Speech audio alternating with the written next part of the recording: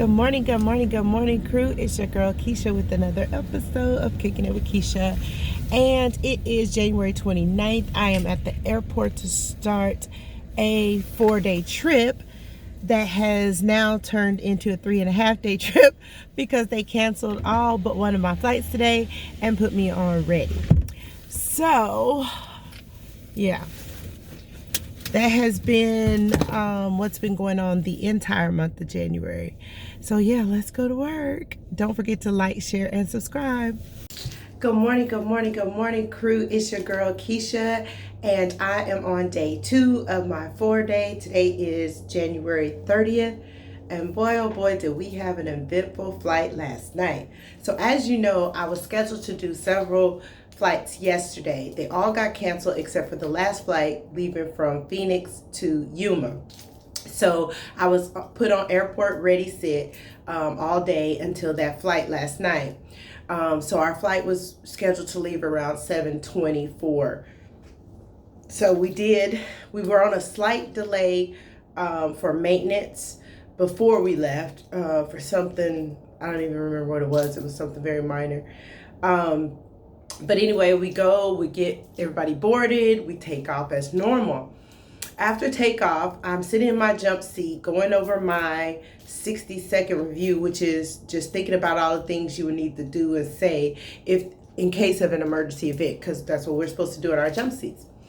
And so as I'm doing that, I get a whiff of something burning, and I'm like, my first thought is, that's a burning smell. My second thought is, am I the only one smelling it, or is this a real smell? So then I gently pull down my mask to make sure that it's not something like in my mask or something like that. and I really smell it. So then I get on the phone and I call FA1 because I'm working FA2 position in the aft or rear of the aircraft. And so I get on the phone and I call FA2 and I'm like, I got a weird burning smell back here. Are you smelling anything? She was like, what? Let me see. So she starts smelling. I'm like, take your mask down and see if you smell anything. Then she's like, oh my gosh, I smell it too. I said, okay, let's call the flight deck. So we called the flight deck. I explained to the flight deck, hey guys, we got a weird burning smell back here. And they're like, yeah, we smell it too. So they were smelling it in the flight deck. And they're like, okay, describe it to us. So I describe what I'm smelling. I'm like, it smells like, burning rubber or wires or fuel. It smells like something burning like that, like fumey kind of burning, not like, he was like, is it like a burnt toast or is it a different? I said, no, not like a burnt toast, more like a burnt rubber or something like that. And he was like, okay, great. He was like, turn on the cabin lights and check to see if you see any smoke. So FA1 turned on the cabin lights and we looked, there's no smoke. I checked the aft lab. We have a heat indicator in there. I checked that. There's been no indication of heat in the lab. I look around, I can't visually see anything. I walk the length of the cabin. I tell the flight deck, I'm gonna walk the length of the cabin, see if I smell the smell throughout the cabin. So as I'm doing that, FA1 is checking her forward lab. She doesn't see anything. There's nothing on her heat indicator. She's checking the galley. She doesn't see anything. So I walked the length of the cabin, and yes, whereas I could smell it in the back, it dissipated just a little bit right at the exit rows, and then it picked back up when I got closer to the front around row 6, and the smell was heavy again there, and all the way to the front of the cabin. And so I get back on the way back, there's a deadheading captain sitting that I know from my company that's sitting in the exit row. So on the way back, I stop and whisper in his ear, hey, I got a weird smell. Do you mind getting up, walking the cabin with me to try to confirm it or see if you can identify what it might be? He's like, yeah, no problem. So he gets up, he walks to the back with me. And we start in the lab and he smells it too. He's like, yeah, I smell it. So then we walk to the cabin. He identifies it in the same areas that I identify it. So then we get back with the flight deck, on the phone with the flight deck, and we say, hey, this captain Also identify the smells in the same areas that we are. So the captain says, okay, do you think we should go back? And I say yes, because we can't identify what it is. It's definitely a burning smell, but we can't identify it. There's nothing in the cabin that we can reach to see, what it is. So he's like, okay, good. I'll make the call. We're going back to Phoenix. So he makes the announcement. We prepare the cabin for landing. I make the final approach warning, because we weren't even out of critical flying yet. So I made the approach announcement, and then we safely landed. Once we landed in maintenance, we deplaned all the passengers, and FA1 and I, just thanked all the passengers for their patience, and apologized for the inconvenience. And then most of them were okay. There was a few that were like, I want to get to Yuma. Okay, whatever. But once we got all of them off and maintenance came, come to find out we were right. So when we took off, there was apparently some type of fan system under our galley, which would be under the plane where we couldn't see anything, malfunctioned. And it was creating that burning smell because there was, I guess, like an electrical malfunction. So that could have been very dangerous. It could have sparked a fire. It could have done anything. But thanks to the whole team's quick reaction and even the deadheading staff that was with us, all working together, we all landed safely. So that's what we're here for. That's our job. So if you're an aspiring flight attendant, and this is what you want to do, just know that that's our job. Safety is what we do. We are there for those times when there could be an emergency situation. So you have to stay calm, you have to think, and just do what you're taught in training and use good common sense. It'll all work out good. So anyway, yeah. So hopefully today we're deadheading this morning back to Phoenix. Then we have a ready sit because our turns for today got canceled. We'll do the same thing we did yesterday. We're gonna sit on ready in the crew room until tonight. We have a flight to Tucson. So right now we're still waiting to be assigned a first officer for our flight. We don't have a first officer. So if they don't find us a first officer, we might get canceled. So I don't know. I'll have to update you guys on that later. But I hope everybody's having a great morning, and let's go to work.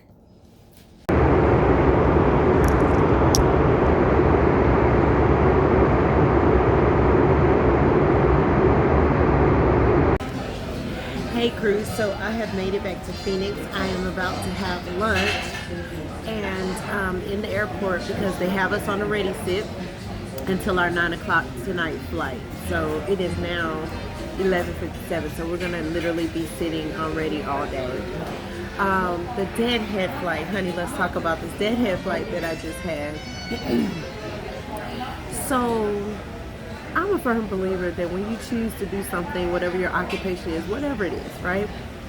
If you choose to do that occupation, right, you should do it to the best of your abilities, okay?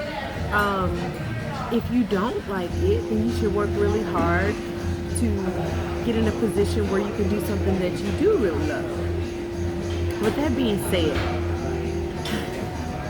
I just had the weirdest experience watching one of the flight attendants that was working the flight that I was just on, and they were a senior flight attendant.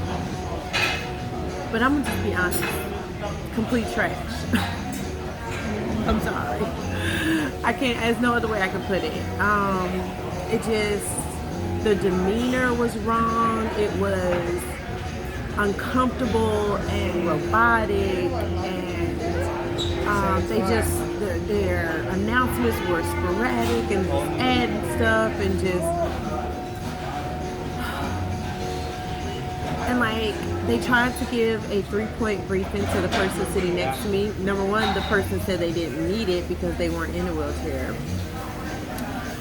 Secondly, they started it and then the other flight attendants started making their verification announcement, and so they had to stop, and they stopped abruptly. It was like, oh, I'll have to come back, I'll brief you later.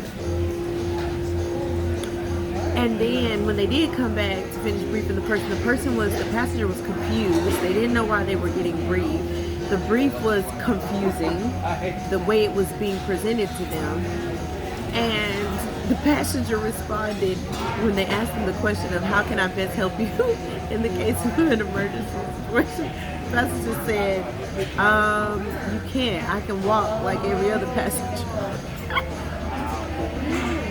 So I was just trying to hold back, look out the window and mind my business, drink water and mind my business, okay? I was drinking water and minding my business.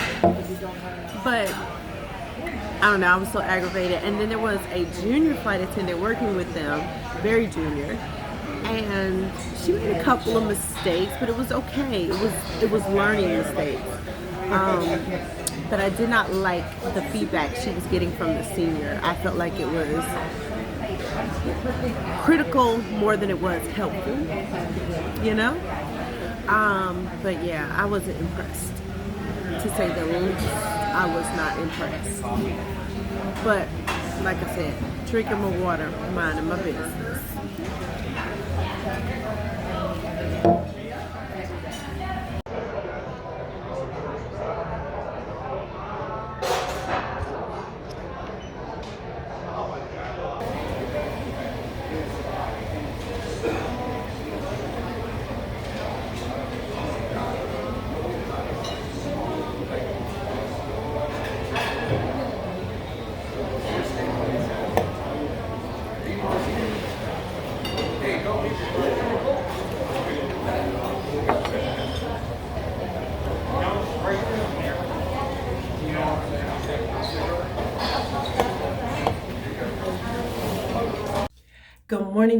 Good morning, crew. It's your girl Keisha, and I am on day 3 of my 4-day. Last night we stayed in Tucson. We don't leave here today until our shuttle is at like 3:30, I believe. So I have the whole day, so I'm getting ready to go work out. We're gonna do a quick room tour because it's our first time in this room. So let's do that. Okay, bathroom. Not the greatest lighting, but it's okay. Regular tub shower combo.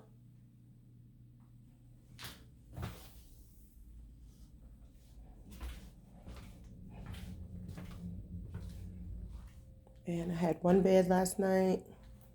They got a little seating area. Big TV. Workstation. Patio. Parking lot view. It's not nice. Food is so big, word, Lord. En route to Phoenix, the main cabin door is now closed. All larger portable electronic devices must be turned off and stowed at this time. If you plan to continue using your small, lightweight devices, please make sure your device is set to airplane mode or the cellular service is turned off. These devices must be secured in a seat back or garment pocket. Assisting you in the cabin today is Christina, and my name is Keisha.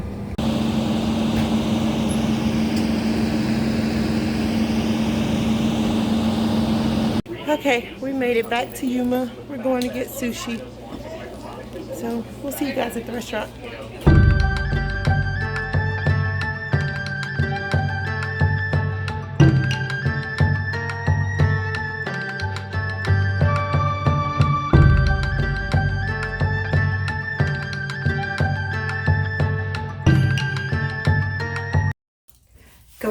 Good morning, crew. It is day 4 of my 4-day is go home day. Yay.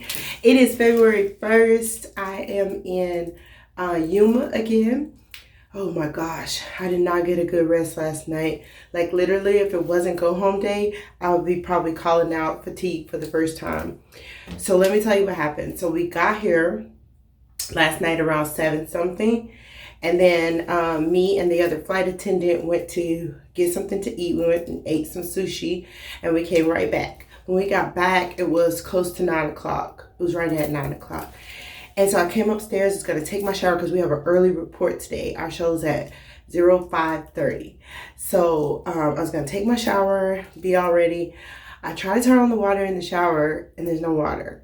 and then there's no water in the sink. So I call down to the front desk and I'm like, my water's not working.